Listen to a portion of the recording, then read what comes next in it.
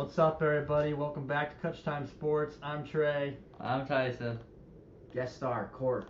And Court is with us today, our first guest episode. Guestee. Anyways, excited to have him. He knows a lot about sports and has some pretty hot takes at times, so we're excited to hear those. Well, sorry, everybody. It's been, 2 weeks? Almost. Saturday will be 2 weeks, yeah. Saturday will be 2 weeks, so tomorrow. It's been a hectic time in our lives for both of us, but last Thursday we were going to do it, but I became an uncle. My sister-in-law had a baby, so that was a little more important than the podcast, so congrats to them. They listened to this, I think, so anyways, but we're back. Hopefully going to get this thing rolling a little bit more and make this more of a Thursday night like we were in the beginning. All right, well, getting into the stuff this week, we usually start with football, but we're going to start with baseball this week and then move into football. Because we're watching the game right now, maybe give you live updates once this thing starts and we talk about it. So first we're going to talk about baseball. And not sure if you guys saw, but Shohei Ohtani had himself a day yesterday. Court, tell him what some of his stats. Well, first of all, he's the first MLB player in the history of the league to get to 50 home runs, 50 stolen bases in 1 year. Remarkable, just an outstanding feat. But yesterday may go down as one of the best performances by a hitter in baseball history. He went 6 for 6, 3 bombs, 10 RBIs, and he swiped 2 bags. It was remarkable. Yeah, I mean, what a get by those guys. I mean, I know they paid a lot for him, and a lot of people have some kind of anger. I'm one of them. How the Dodgers, managed to do that with the contract and stuff. But I mean, he's unanimous MVP again, and he's not even pitching, which he's really good at too. A lot of people would say that last home run shouldn't count because it was against a position player and the pitch was 68 miles an hour. I don't care about that. He still hit it. He hit it 500 feet, so he deserves it. Third deck, doesn't matter if he hit it that far. And the fact that he's 5 for 5 before that with 2 bombs is unreal. So, yeah, I physically, I heard people saying on Twitter today that might be the best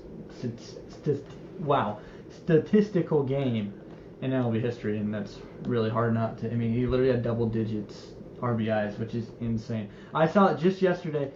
He had .7 WAR, which is some crazy stat, but basically it's just how you help your team win. And Alex Verdugo has .6 WAR this entire year. So in one game, he outperformed Alex Verdugo. Anyways, I hate that he's a Dodger, but that guy's unreal. I saw a stat, and I might be wrong. He was the first player to get over 17 total bases and not hit 4 home runs in the game, which is just outrageous. It is.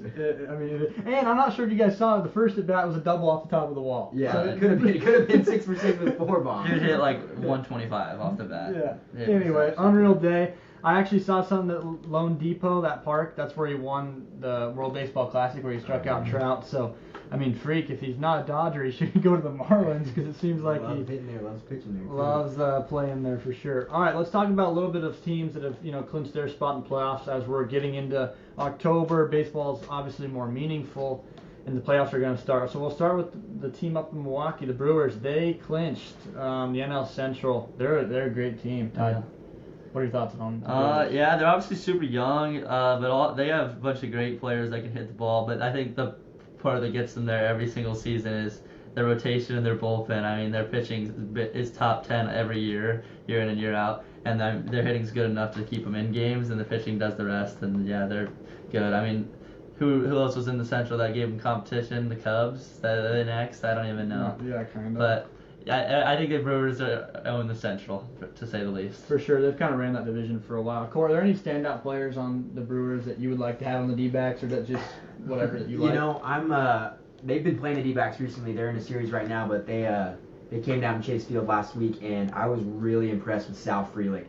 That dude flies around the bases, and he is an elite defender in right field. He made some insane plays. He had that one Rob home run against Carroll. Yeah. So I like Sal Frelick a lot. I hate that he beats up the Diamondbacks and then he runs wild on us, but I mean, I think anybody with speed in the outfield, you can do a lot. So. Yeah, for sure. That's what I like about the Brewers. Yes, they have Contreras can bop it a little bit, hit some bombs, but they are very young, just fast and get the job done team. I mean, they kind of remind me of the D-backs in a way. So yeah, fun to watch. D-backs are actually lined up to play them right now in the wild card. If it's everything stays like they are. Hopefully it could be like last Repeat year. last year, yeah. Everything stays. That's Anyways, still playing. so that's kind of the Brewers. We'll have to see. I mean, they can definitely make a run. Like Tyson said, they got the pitching and they got the athleticism to make a statement in the postseason. All right, next are the dreaded Dodgers for us. A lot of you are Dodgers fans. It's hard because we don't like them just because they're in our division and the money thing and whatever, but they're really good. They're really good. They got some really good players. Ty, what are your thoughts on the Dodgers? I mean, they're self-explanatory. It's like an all-star team going up there and playing every night. I mean, their first 6 guys are all near 300 and hitting plenty of jacks. It's just the pitching every year for them in the playoffs that sometimes cost them a playoff run, which we'll see how that goes this year because I know they've had some injuries up in the bullpen and in the rotation. But I mean, you can't ever count out the Dodgers with the way they play baseball, unfortunately. For sure. Corey, what do you think? How do you think the Dodgers will fare in the playoffs? I mean, I'm hoping it's a first round bounce like usual. Like Tyson said, their pitching just seems to fall off come October. But that offense, I mean, when you start with Ohtani and then Betts and then Freeman, it's like a 1-2-3 punch. You're knocked out. If your starting pitcher isn't on against the Dodgers, those 3 players can win them the game, and you wouldn't even need the rest of the lineup. So I'm hoping that the pitching falls off like usual. This is like 12 straight postseasons for them. Luckily, they only have 1 World Series in that span, but Mickey Mouse. let's hope. Yeah, Mickey Mouse. 2020 didn't even matter. And no, I'm hoping that they fall off. As a Diamondback fan, that's the plan. For sure. Yeah, we'll have to see.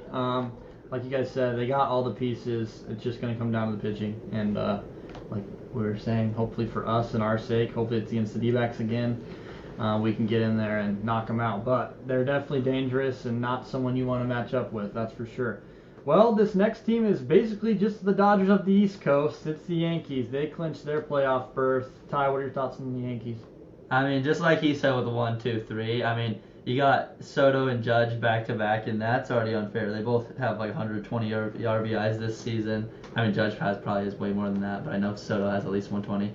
And, I mean, Soto is such a good hitter. He gets on base like almost half the time, it feels like, and then Judge is Judge. I mean, he's an MVP, so you can see why. I mean, the Yankees are always going to be a great hitting team. It's always the pitching with them. We'll see how that goes, though. But, I mean, they're looking good this year, to say the least. For sure. Corey, are there any standout players or that can take them to the series? I mean, yeah, Judge and Soto, no doubt. But who I'm excited to watch, I'm not a Yankee fan by any means, but they just got Jason Dominguez back from injury. And I think he's going to be a really good player in this league for a while. He's young, he's thirsty, he's hungry, he wants it, and I think he could be a surprise to a lot of people. Yeah, would you guys say the Dodgers are more a complete team or the Yankees? What would be your guys' thoughts on that? I'd say the Dodgers. I just think the offensive power that they have just is too much at times. Not that the Yankees don't have that, but if the Dodgers can get their pitching together, it's going to be a challenge to beat them. For sure. I think that Yankees are a little bit more top-heavy. When it's almost Soto, Judge. Yes, they have Jazz. Yes, they have Volpe. He's been pretty good. Verdugo's all right. Yeah, he's all right. They got that Rice guy in there for a while. Stanton's a hit or miss. Where the Dodgers, like, you just don't get a break, it seems like. So we'll have to see how they go. And then one other team that clinched is the Guardians. What are your thoughts on the Guardians? Man, they are impressive this year. I mean, Quan, great player. You got Jose in there. I mean, they got this new guy, not new guy, but Noel. He's starting to absolutely hammer baseballs. Yeah, their pitching's been great all year. I mean, they have the best closer in baseball. The guy doesn't give up runs when he comes in the game, so that always helps them when they have the lead. And they just have looked really well this year. Honestly, I think they've looked the best in the AL. If that's an outrageous statement to say, I think they have been looking like the best team out there in the East. Corey, what are your thoughts? Yeah, I don't know much about the Guardians this year. I saw recently Josh Naylor got his 30th home run. I think that's the first time he reached that in his career.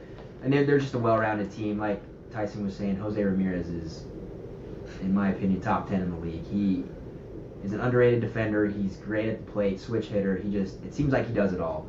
And then Stephen Kwan, who just seems never to get out. It's like the dude's hitting like 350, and he just wants to keep hitting. So no, I think they've got a good chance to go deep in the playoffs, but it's going to come down to if they can keep the lead, and if they do, it's a good chance of the Class A coming in at the end. Yeah, for sure. It's they're one of those teams that like it's almost like in the beginning of the season just pencil them into the playoffs. It's for whatever reason they feels like they're just always there competing or being there. Just seems like they never give a game away. I'm always impressed by their second baseman, Andres Jimenez. Every time I watch the guy, he feels like Kwan in that regard. He doesn't get out, and he makes every single play look super easy. So yeah, they're gonna be a tough team to beat for sure. First year, right, for Stephen Vogt, and obviously he's got those guys rolling. So good for him. I mean, he seems like a super likable coach and someone that I'd like to play for. So happy for those guys, and we'll have to see. Hopefully they can knock the Yankees out and make the Diamondbacks' path a little easier. But all right, let's talk a little bit about the AL wildcard and the NL wildcard race because these things are coming down to the wire. We'll get into the D-backs first, I guess, just because they're our team and that's who we're paying attention to the most right now. Corey, how about you explain a little bit of the Diamondbacks picture right now? It's been an ugly last 2 weeks. It seems like since we played the Dodgers at home, they took 3 out of 4 from us. They've kind of fallen off a little bit. The offense is still there, but our pitching just has not been great. Luckily, we got a good start last night from Brendan Pfaadt. He was dealing 7 innings, 2 hits, gave up a home run.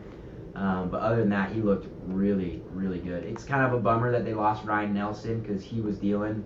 Some might say he was the ace of the year, headed into the postseason if the Diamondbacks do make it. But no, I think we're coming around. And something that I wanted to mention is Gabby Moreno coming off of injury. And I'll just read this stat real quick. Since he's come back, the starting pitchers have gone 19 1/3 innings, given up only 9 hits and 4 runs, and they've struck out 28 since Gabby's been back in the lineup. And maybe it's just the connection that he has with the starting pitchers and any other pitchers, but it's nice to have a Gold Glove winner behind the dish. You know, he keeps people honest on the base. He's just a team player. It's just somebody you want out there. So I think the Diamondbacks, they're getting healthy again. Pitching's coming around. As long as they win, they got a big series against the Padres next week, but as long as they can figure it out, I think they're going to have a good chance to make the postseason. Yeah, for sure. I always was told, I played college baseball, and every one of my coaches would say that the catcher is the most important player on the field. Just the way that he takes care of the pitcher and calls a game and just his demeanor. And Gabby is that guy for us, seems like. When he's back there, we win games. Whether he hits well, whether he hits good or bad. I mean, whatever he does at the plate, you know, he makes his impact when he's behind the plate for sure. So, like you said, we're getting more healthy at this time, and we're right there in the thick of it. And I think we're +1 right now, right? Or 1 game up. I think it's me too. Yeah, it's 2 over the 2 games up with the Braves. Mets are on our tail. Padres are 1 above us or whatever. So it's a fun time to go watch. I actually just got a buzz on my Apple Watch. I could tell Marte just hit a bomb in the first inning. So we're up 1-0 on the Brewers right now, which is a huge game. And anyways, it's gonna be crazy. I want to talk about one team that I just mentioned that's right behind us, nipping at our heels. It's the Mets. Ty, what are your thoughts on the Mets? Man, those guys. I think it's been 3 straight games with 10 runs. They got Acuna's little brother that's been absolutely raking in these last 3 games for them. I think he's batting like 500, but they've just been absolutely hitting the crap out of the ball, and their pitching's always been pretty good as the Mets. But yeah, when you score that many runs a game, I mean, they're looking dangerous right now, but I don't know how it'll be come playoff time, but I think they'll definitely sneak in the playoffs. For sure. Corey, you got any thoughts on the Mets? Yeah, I think the surprise of the year for the Mets is Sean Manaea. Like, last few years, I should say, he has not looked good. I mean, he's been in and out of starting rotations, moved to the bullpen a few times, but he has just been dealing since the middle of August. And I think with a good pitching staff and an offense that's putting up 10 runs a game, like, it's hard to beat them. So good on the Mets. Hopefully they lose tonight. So for sure. Yeah, no, he has been really good. I saw a whole thing about his offseason, what he worked on. He worked on really stepping to his left, so like way behind left-handed hitters. So he's just coming at a different angle that hitters aren't used to, and it seems to make all the difference. So, yeah, we'll have to see what they keep going. It's going to be fun. The AL wild card is fun, too. There's a lot of teams this year that, like, you would not think and haven't been, in the picture for a long time that are, making their push. The Tigers are somehow in a race. Right, yeah. The Royals are there. So we'll have to see. It would be nice if the Diamondbacks were in the AL because I think we'd have the top spot at the moment. But it's going to be fun. I think this is the most entertaining time to watch baseball throughout the year. A lot of people Sports in don't general. want to watch it throughout the year, which I get. There's 162 games, but when it gets into October, it's one of my favorites for sure to get watching because everything means so much. All right, let's move into some football here. We'll talk about college football first, and then we'll go down and talk about the NFL. So, obviously, we're going to recap our favorite team, which is ASU. ASU had a big game last week on a Thursday night against Texas State. We squeaked it out. Texas State is a very underrated team, in my opinion. They were the favorites in that game, but I just think on a national scale, they're a little bit underrated. They were athletic, man. They were fast, and ASU pulled it out. Ty, what were your thoughts on that game? Yeah, I mean, it had you at the edge of your seat. It was a really nerve-wracking one. Luckily, the Sun Devils could come back and pull it out, and that's about it for that game. It had me nervous, but yeah, we pulled it out and played well towards the end of the game. Yeah, Court, what are some of your, maybe for that game or maybe just this season, like your standout players at ASU? Who's been making a difference? I mean, Cam Scadaboo is got to be on national watch. That dude is a stud. He will run you over. He will take on any defensive end, any linebacker, secondary position player. It doesn't matter. He's going to run right through your face, and he's been outstanding. I've been really impressed with Sam Levitt. He hasn't had the opportunity. Well, he didn't have the opportunity in the first week against Wyoming or in the Mississippi State game. But when it was Texas State, it was time for him to shine in because the run game was getting stopped, and he did everything that he needed to. He had one overthrow that got intercepted, but other than that, he looked really, really sharp. So I've been excited to watch him. I'm excited for this game coming up this week. But no, Texas State looked good, and I wanted to mention, I'm pretty sure they were one of the favorites in the Group 5 to make the playoffs. So underrated team for sure. I think ASU probably could have played a little bit better defensively, especially in that first half. They gave up some ugly-looking touchdowns, some wide-open cross routes across the field. But no, big game coming up this week against Texas Tech. So for sure, I've been really impressed with ASU just in the sense that they're giving us a lot more than I think we were all hoping for and expecting this year. I mean, we won 3 games last year, and we're already 3-0 in the first 3 games this year. I think, obviously, our schedule is going to get tougher, but, I mean, a realistic goal for me is we make a bowl game. I'm happy this year, and we can, build on that for the years to come. Like, I want to mention something that Court kind of talked about a little bit. I think the numbers for ASU, like the stats aren't going to wow anybody. Like, Scadaboo won't win a Heisman because his stats aren't there.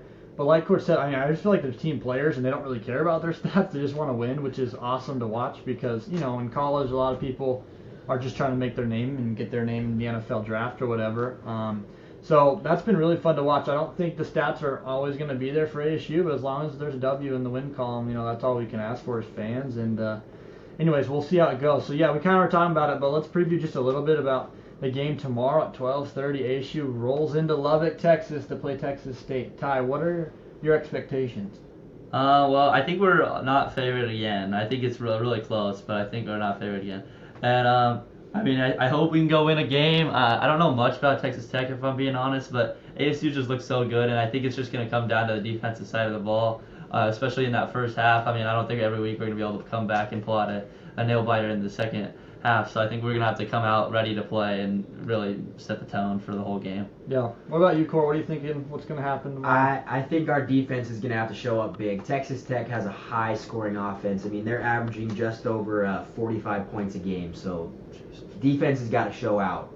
And the first 2 games, defense looked really, really solid. Against Texas State, obviously, it was a different story. Texas State pretty much got what they wanted in the first half, and then the second half made some adjustments.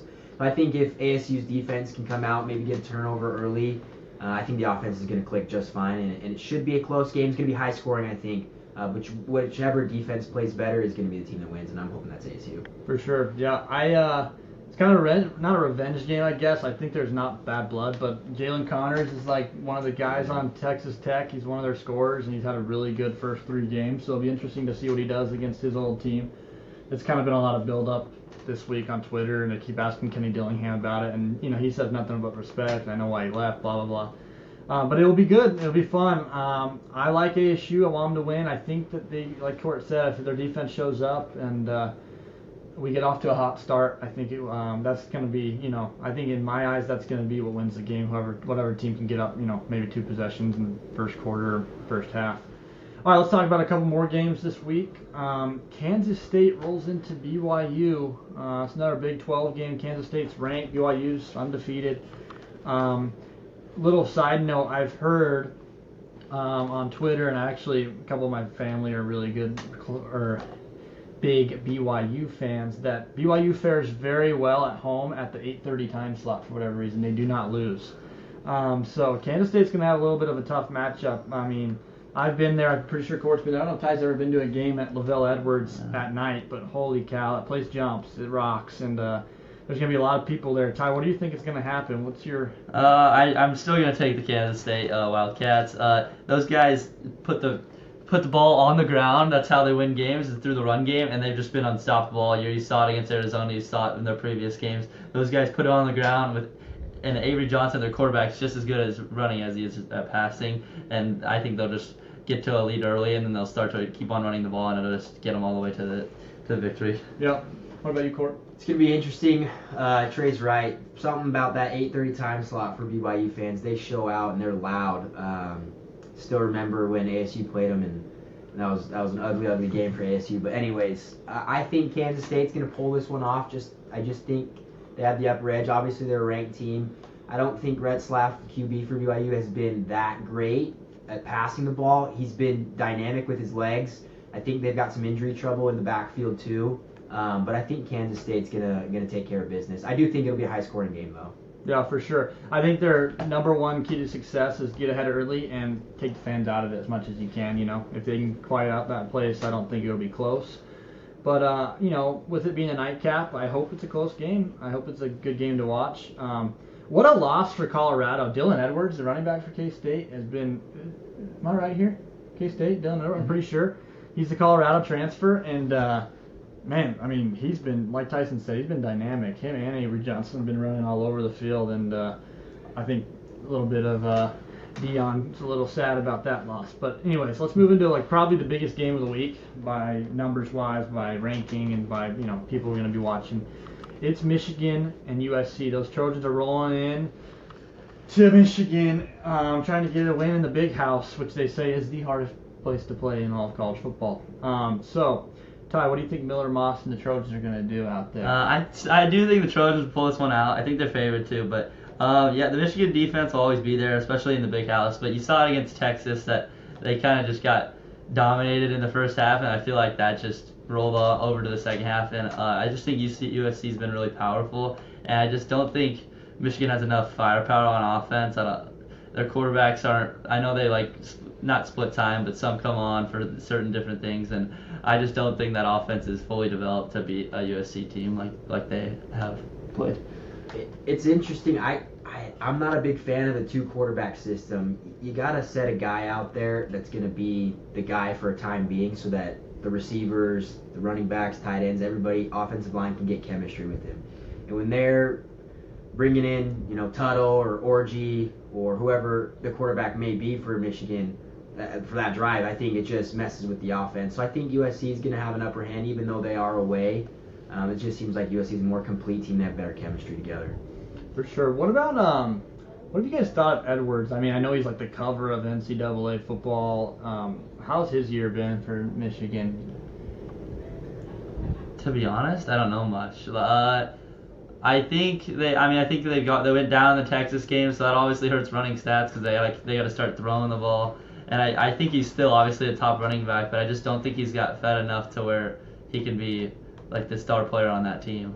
Yeah. I got nothing but the same. Not 100% sure. Yeah, I mean, I just know that he was supposed to be like the Heisman favorite going into the season, and I just haven't heard. That's kind of why I was asking, because I haven't heard much about him. So I don't know. Maybe like Tyson said, maybe just because of the way the games have gone, he hasn't got the touches or whatever. We'll have to see how they finish off their season. I like USC there too. I do think they got to play well. I mean, you can't go into those kind of games and not show up and win. So I think if everything goes right, USC should pull that one out.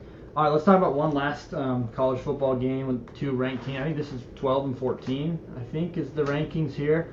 And that's Oklahoma State and Utah. What are your guys' thoughts on that?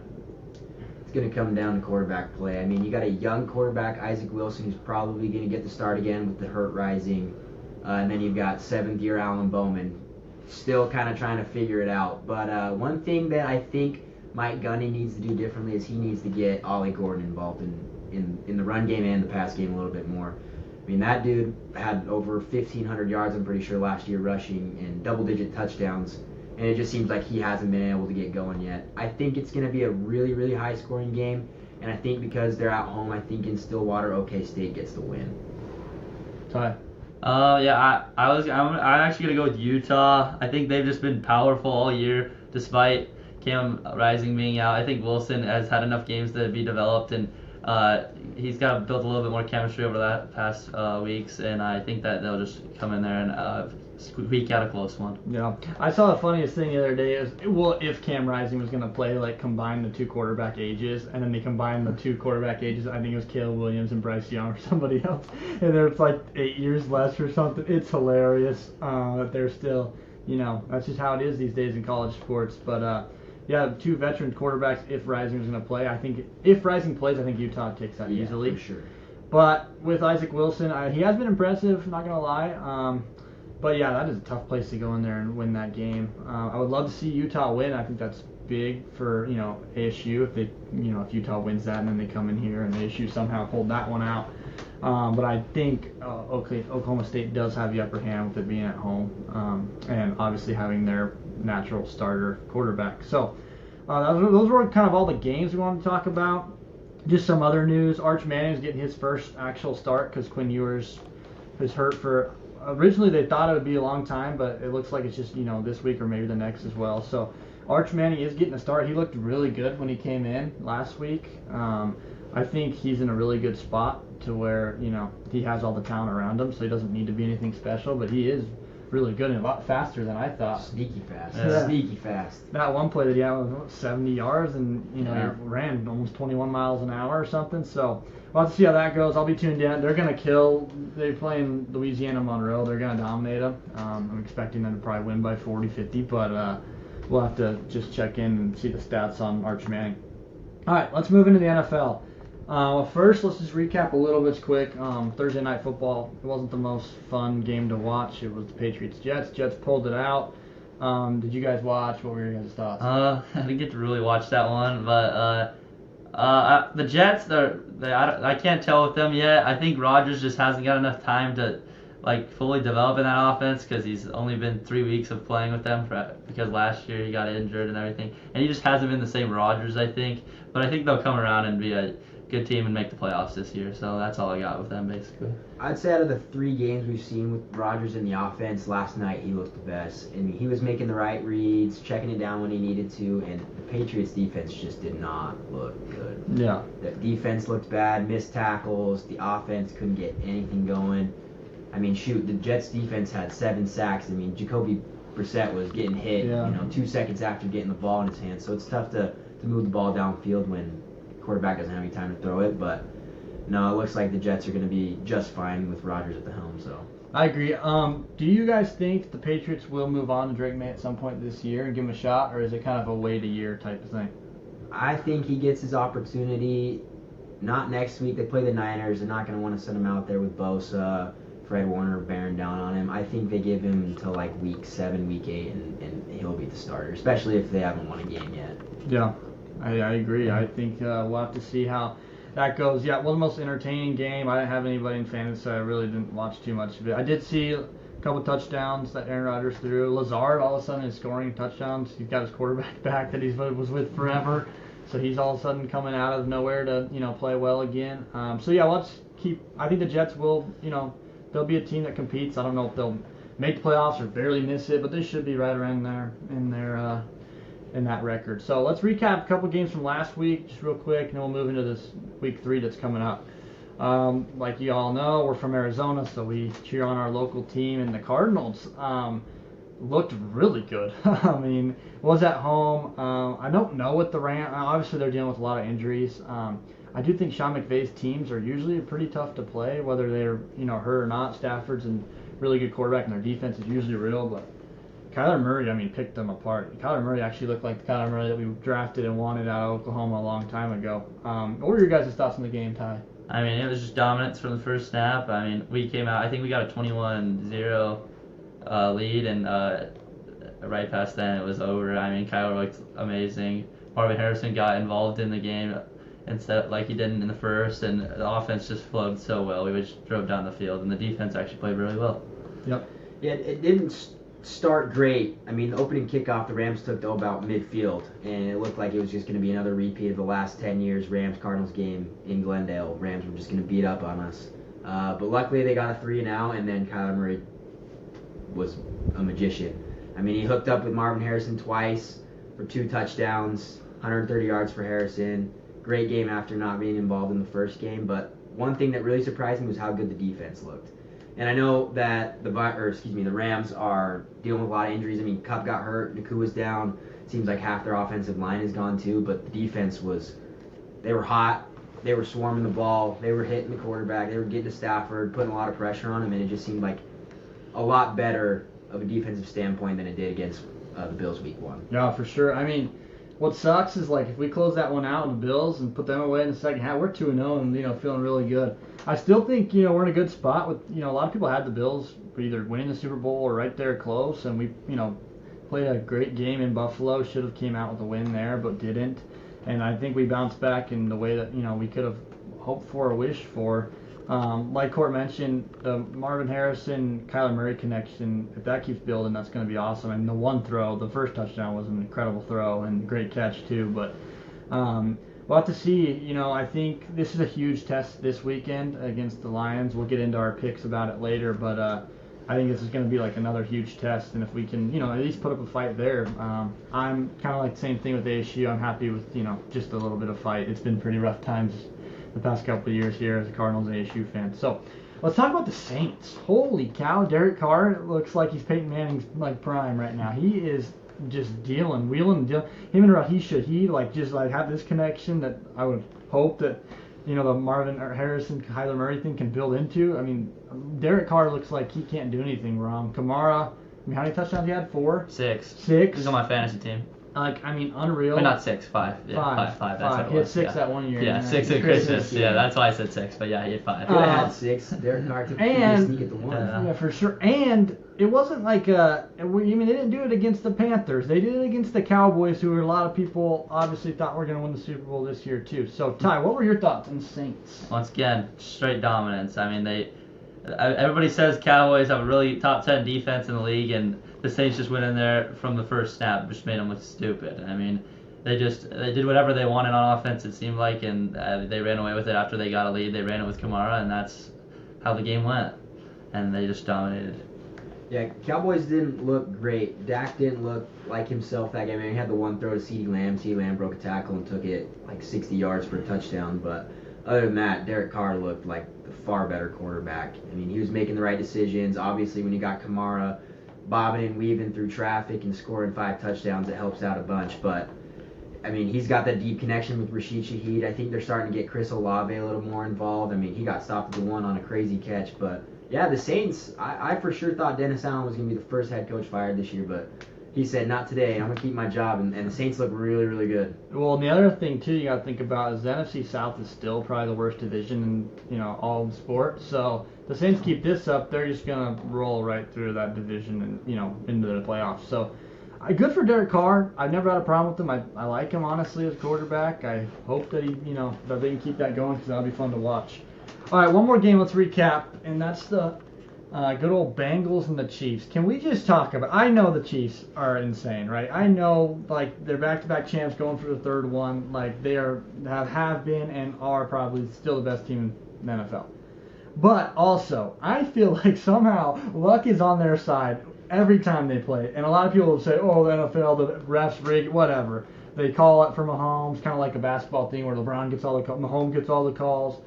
But, I mean, crazy, especially against the Bengals. I feel like somehow, some way, whether the score, they're up 30 or down 30, whatever, the Chiefs are going to somehow beat the Bengals at the end of the day. This one happened because of the PI call, which, I mean, was PI. He did hit him early, but it just seems like that always happens. It was a 4th and 14, I think. Mahomes just threw up, and somehow it's PI. Jamar Chase sold him that game away, too. They had a 3rd and 4 to put the game away, and he got a for basically arguing with the ref. So that was not smart on his part. But what are your guys' thoughts on the Chiefs, I guess, this year and that game? I mean, it's the Chiefs. They're good. But the Chiefs and Bengals game will always put you on that. It doesn't matter how much one team's struggling. That game's always going to be the game of the week. And yeah, I mean, the Chiefs offense will always be. I actually haven't looked as good as they usually would. Mahomes has been a little on the lower end of the stats. Travis Kelce is on my fantasy team and Courts, and he has not been performing for us. But they're always going to win the AFC West and probably be the 1 seed in the AFC and always have a chance to win it because of the guy at quarterback position. Yeah, he really didn't look that good on Sunday. He had two miscues for interceptions that I don't think he should have thrown. Obviously, he shouldn't throw the ball, but he made a bad decision in game time. But it's a bummer for them. They lost Pacheco for at least 6 weeks with a broken fibula. Hopefully he gets back. I mean, I'm not a Chiefs fan by any means, but it is fun to watch a high-powered offense like that. And like Tyson was saying, hopefully Kelce can get more involved now because he's thrown up 2 dud weeks for us. But no, I think the Chiefs are going to be just fine. I do think that penalty by Jamar Chase might have flipped the momentum back to him. But yeah, that was a blatant pass interference call at the end of the game on Rice. Put him in field goal range. And then you got, in my opinion, right now, best kicker in the league in Butker, who has just been dialed. So yeah, I mean, Chiefs win. Seems like just another Sunday with a victory in the win column for them. Well, what's crazy too is they were down 1, right? And the Chiefs had 2 minutes to go down the field and score, but they were just basically just running it, saying, "All right, Harrison Butker's going to win us the game. It's game over." And it wasn't a short field goal. Like, they have absolute trust in that guy, and I mean, rightfully so. He's done it. I think I saw that he leads the league right now ever since he's been in on game-winning kicks. So, I mean, he's ice cold. He doesn't feel any pressure. He just goes and knocks right down the middle. So. Yeah, but hold on. Talking about kickers, I saw this stat that kickers this year, there's been like 3 kickers. I think it was like Fairbairn, Aubrey, and maybe Butker. It was one other name. Have outscored 8 of the dudes that were taken in the first round of fantasy. And I mean, I think I have Fairbairn. I know he's put up 2 20-point weeks in a row. I mean, kickers are just money this year, it seems like. When they go out there, it's through the uprights. Yeah. So I just thought that fact was really cool. That is cool. And I actually saw something. I think there's been I think it was 44 was the number. I mean, I could be totally wrong. But there's been 44 plus 50-yard field goals so far this year. And they are 42 for 44, and Justin Tucker's missed them both. So every other kicker has been right down. I mean, it's been insane. The kicking has been really. And, I mean, Tyson and I were talking about this last week. For whatever reason, the NFL right now just seems like they can't score. Whatever game I watch, it just seems like it's really hard to score right now. So I guess that's probably why kickers are scoring so much. I don't know if it's just the defenses have gotten so good, or, maybe it's just the beginning of the year and offenses haven't figured out how to click and play call or whatever. But, yeah, it'd be interesting to see how, if this keeps going. I think at some point the offenses are going to start rolling. Let's hope so. Let's hope so, just for fantasy and whatever else. But staying on the lines of Patrick Mahomes, his doppelganger just threw a touchdown in the Nebraska-Illinois game. It's weird how much Dylan Raiola is resembling Patrick Mahomes. I mean, don't get me wrong. If you want to be somebody, why not be the best quarterback in the NFL? But the hairstyle, the glasses, the pregame scream, it's just a little strange. It's oddly, it's like the same person. For sure. And the thing that's funny about it is he denies that he's trying to do it. It's like, okay, dude, no one cares. But just say you're doing anyways, he's legit. I mean, he's kind of a Chandler kid. He came here for a year, so I don't have any problem with him. I kind of like him. And then he went to Georgia, I think, in high school. And did he commit to Georgia for OSAC? Yeah, and then Matt Rule got him over. Yeah. But yeah, he's legit. I mean, Huskers. true freshman that seems to be performing on the biggest stage. So, all right, let's move into some Week 3 picks. We'll do this somewhat fast. Just talk about real quick. Each of us can just give our reason on why we're going to win or why this team's going to win. So we're going to go Giants-Browns, and I think this one's pretty obvious here. I'm going to go with the Browns. I think the Giants they're not the Giants that they used to be. Brian Daboll's got a tough situation over there, which with Daniel Jones seems like he's confused. Don't got much of a defense. Don't got much of an Neighbors is kind of their only bright spot at the moment. He's looked good, and I think he will be good. I think the Giants are just missing a couple pieces where it really stings. So I'm gonna give that one to the Browns. Yeah, I'm gonna say the Browns. Browns haven't looked good, but I just don't think the Giants are that great. Yeah. That's about it. I got the Browns in this one, too. I think their defense is going to carry them. Both offenses have looked terrible. And I don't even know if Graham Gano's going to be back for the Giants, so they might be trying to score a touchdown every time they get the ball, which should be the goal no matter what. But, yeah, I got the Browns and the defense carrying them over. All right, the second game is going to be a good game, I think. Court, how about you get into it? Eagles Saints, man. The Eagles, they tease you. They are 2-9 in their last 11s, dating back to last season. The Saints look really good. I would like to say the Eagles just because of Jalen Hurts and they got a really good offense, but I think the Saints pull this one off. They got the hot hand right now. I'm going to go with the Eagles, actually. I think the Saints train kind of slows down a little bit this week. The Eagles' defense has always been elite, and I just think the run game will get them that victory. I'm going to go with the Saints here at home. You know, they're rolling right now, and like Court said, the Eagles, even dating back to last year, are kind of going through a tough stretch. So, like to see the Saints pull this one out and keep that train rolling. This should be another interesting game here. Let's go Texans-Vikings. Ty, what's your pick there? I'm going to say the Texans. They didn't look great last week on Sunday Night Football, but I think that offense is really good. Even though the Vikings have looked really well, Sam Darnold stepped up to the plate, but I do think the Texans' firepower will get them that win. I also think the Texans are going to win that game, but after watching the Vikings and even listening to Brock Purdy talk about Debo and Ayuk have a podcast, so if you guys want to listen to ours is, I'm just joking. But anyways, they were talking about how the Vikings defense and Brian Flores has got a scheme over there that's really tough to get receiving yards and pass. So I do think the Texans will win that game, but I think it's going to be close, to be honest. I don't think C.J. Stroud's going to go in there and dice them up like he normally can. I was mentioning this to Trey earlier this week. I am a C.J. Stroud fan. He, in his second year, has complete control of that team. He's a leader. He's a motivator. I don't think they look that great on Sunday Night Football either, but I do think they go into Minnesota and they get a victory. Yeah, let's move on to the Broncos and Bucks. I'm going to roll with the Bucks here. Baker looks great. I mean, it looks like everything you can ask for in a quarterback right now, which is awesome to see because I'm actually a Baker guy. I think he's got the right fire. I like him a lot. I like how he even went through that tough stretch. He's kind of bouncing back now. I think they got all the pieces. I mean, I would love to throw to Chris Godwin and Mike Evans too, and Rachaad White's a back that comes out of the backfield, makes plays for him. So I'm gonna give that one to the Bucks. I'm gonna say Bucks too. I think the 1-2 punch of Evans and Godwin will get them that win, and the Broncos' offense has just been atrocious. The Bucks got that to where the Broncos can put their corner one on one of them, the other one's gonna perform. So I think they'll win that game. Yeah, Pat Surtain's locking down whoever he's matched up with, but the Broncos' offense just has not been clicking since Peyton Manning days, it feels like. I got the Bucks in this one. Baker's looked really good.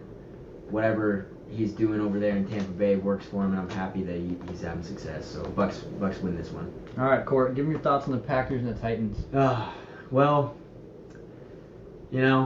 I think the Packers win this one. I know they got Malik Willis. Chance of Jordan Love playing. I saw that earlier today. But the Titans and Will Levis, that offense just seems like they're not quite there. Yeah, I mean, Will Levis has all the arm talent in the world that he, could ever want. It just seems like he's not making the right decisions. Tony Pollard looks solid, but I think the Packers' run game and that deep receiving core, although it's young, they're deep. I think they're going to be able to pull one off. I'm going to say the Packers too. I think Willis is supposed to play. I know Love there's a chance, but I think Willis is supposed to play, and I know that's his former team, so I think he's going to want to go get a win extra bad. I know he's all good with them, but I just see the Packers pulling this one out. Yep, I agree. I'm right there with you guys both. I think the Packers defense is pretty good. Jair locks people down. And the Titans issue, for whatever reason, kind of like Court was saying, Will Levis has got all the talent and everything that he needs. He just makes really dumb decisions so far that I've seen. And I mean, a lot of it's probably just because he's a newer quarterback in the league and it's the NFL. It's hard. But did you guys see the one where he basically just bowled? He bowled the ball backwards to the other team. I mean, he saw one of his guys standing there and he was getting sacked and he literally just rolled it to the other team. So just little things like that where I think Matt LaFleur's defense is too polished to where I think the Packers can get that one done. Bears Colts. This is an interesting one. I'm going to give it to the Bears. I think Caleb Williams is going to bounce back a little bit from the Texans game. He had a rough go. Texans are a really good team and especially a really good defense.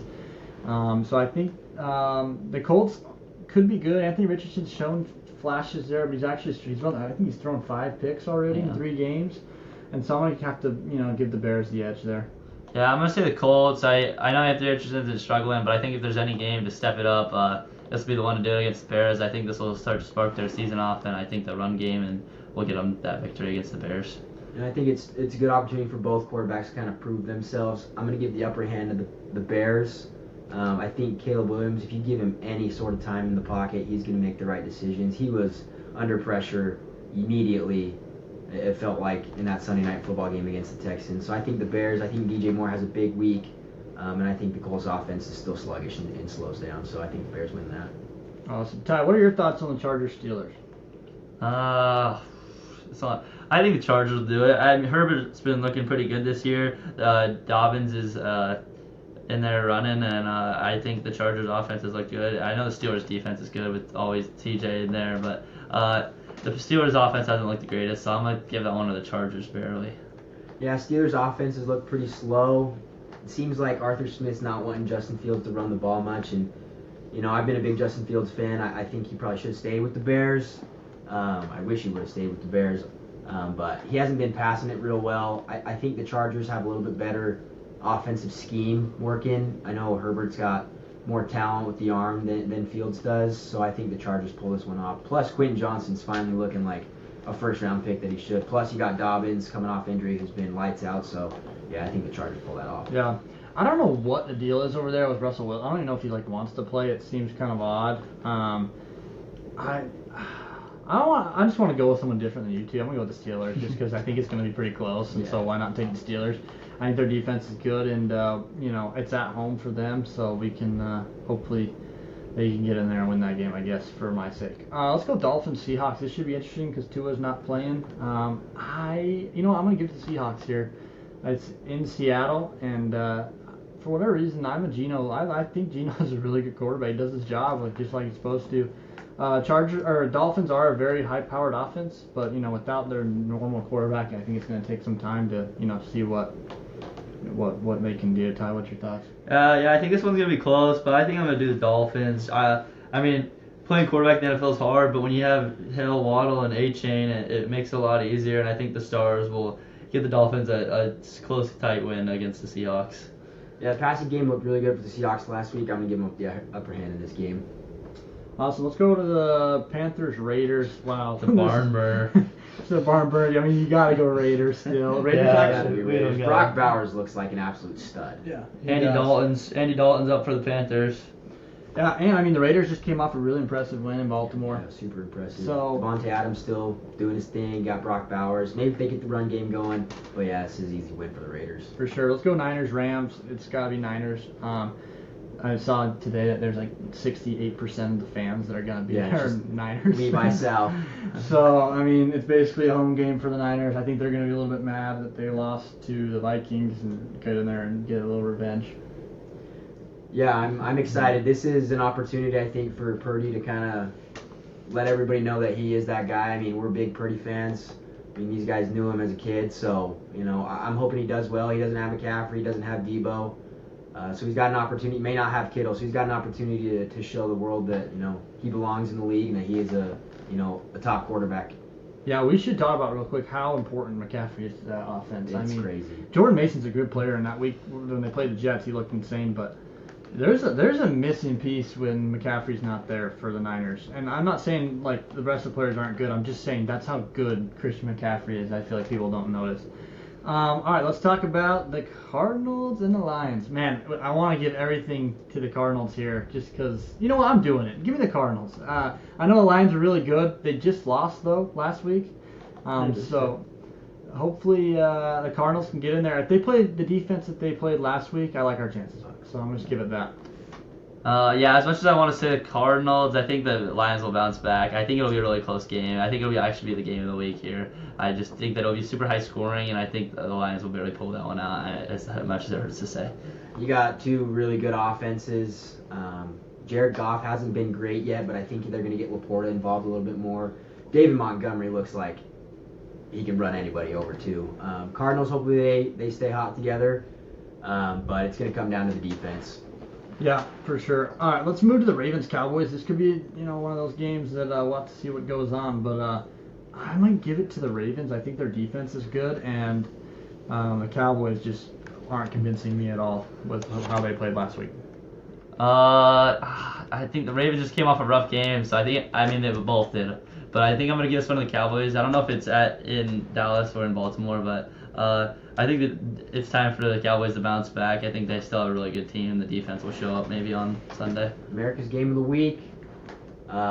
Ravens haven't looked great. Cowboys really haven't looked great either. I do think being an AT&T is probably going to give them the upper hand and give the Cowboys a win. Yep. That should be a fun one to watch. I'd tune into that one if you got the time. Chiefs Falcons. I'm gonna give it to the Chiefs, but I do think the Falcons are gonna play really well. I think the Falcons will give them a game. I think it'll be inside a touchdown. It's in Atlanta, which is gonna help them too, but the Chiefs are probably gonna pull that one out. Yeah, I gotta say the Chiefs, and the Falcons did play a good game, but I'm just gonna give it to the Chiefs. It'll be interesting. I'm actually going to pick the Falcons. I don't think the run game is going to be there for the Chiefs, and if they can, the secondary can lock up Rashee Rice, Xavier Worthy, Kelsey, I think the Falcons pull this one off, so I'm going to give it to the Falcons. Let's talk about Bills-Jags. I think this could be a really close, tight game again. It's in Jacksonville, but I think I got to go Josh Allen and the Bills. He's looked good, even though he doesn't have a number one receiver. He's been dishing the ball to everybody, so I'm going to give that one to the Bills. Yeah, as much as I want the Jags to win, I think I'm going to take the Bills too. I think Josh Allen just always makes the right play when he's on the field, and he's his running's been looking really well this year, and he just runs at anybody he sees, and I think he'll pull that one out. Yeah, I'm a big James Cook guy. I think James Cook's super talented. He had a ball game last week against the Dolphins, 3 touchdowns in the first half. I think the Bills are going to run all over the Jags. Yep. All right, Court, tell them about Commanders-Bengals. Man, Jaden Daniels, my favorite quarterback. I hope he has a great game. Bengals are going to win this one. I think they're hot. I think they're really upset about the Chiefs' loss last week, so they're going to come in with some fire, and they're just going to light up that Commanders' defense. The Commanders' offense hasn't clicked yet, just because they got a young quarterback, some new pieces in there too, but Bengals win this one. Yeah, I'm going to say the Bengals too, as much as I want the Commanders to score the ball because I have Jaden Daniels as my fantasy quarterback. But I'm going to give it to the Bengals. Just they need to bounce back, and I think it'll be honestly a little bit high scoring out of all the games of the week. But yeah. I agree. I think Bengals are going to win that one. It's at home. I got Burrow and Jamar Chase on my team. That's why we're 0-2. So it's time to turn that one around, and I think the Bengals are going to win that. So that's all the games. We'll have to tune in next week to see how we did on the pick'ems. Anyways, let's move into our fantasy football mock thing that Tyson and I did a couple weeks ago. We each picked a player, a quarterback, receiver, and a running back, and basically a yard was a point. So it was going to be close, but Tyson pulled it out with 449. Allen gave him 271 points. Jonathan Taylor gave him 48 points. He had a down week. And Tyreek stepped up and gave him 130 points, which was big. His total score was 449, and mine was 389. Stafford killed it. He was, he scored the most points out of everybody with 317. What killed me was Amon-Ra St. Brown had 13 yards in game 1. He looked better last week, but this was obviously week 1. And ETN had 59 yards. So Tyson won that one. I know a lot of people voted in the polls, and I'd love to see who got it right. Well, we're going to do this again, and we're going to add Court to it. We're going to put this in the poll, too, and see who you guys think are going to win this one. We'll start with Court, a new guy. Court, who's your quarterback this week? I'm going to take Dak Prescott. I think it's going to be pass the ball first this game. They're going to want to expose that Ravens secondary. I think Dak Prescott's going to have a good game through the air. Ty. I'm going to go... I think it'll be high scoring. So I'm going to take Kyler Murray. I want to take a hometown guy, so I'll take Kyler Murray. Awesome. I'm going to use some of Court's advice. He said that the Chiefs' running game's out of it, so I'm going to go Mahomes here. He's not one of those guys that always throws for the most yards, but, if they don't have a running game, I'm going to have to, think that Pacheco's out, so hopefully a lot of screens and stuff to other running backs, but I'm going to give it to Mahomes, so hopefully Mahomes can outscore those guys. Ty, you'll start with the running backs.